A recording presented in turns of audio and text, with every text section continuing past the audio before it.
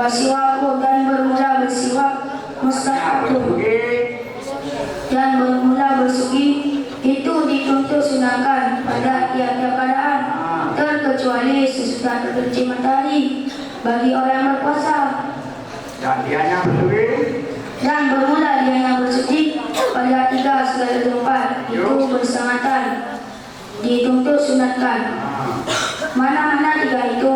Yang pertama, ketika berubah bau mulut daripada tiang yang panjang.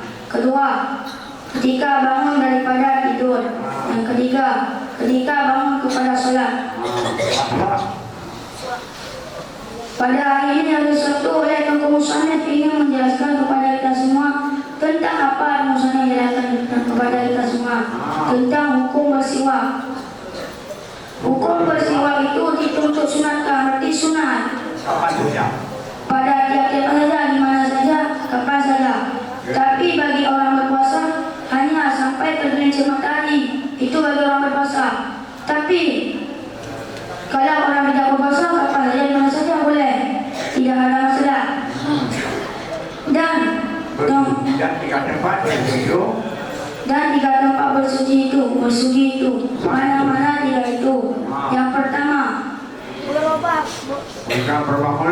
ketika berubah bau mulut kita daripada yang panjang, semakin kita panjang berdiam maka mulut kita akan menyebabkan bau yang keji, bau yang sangat bau.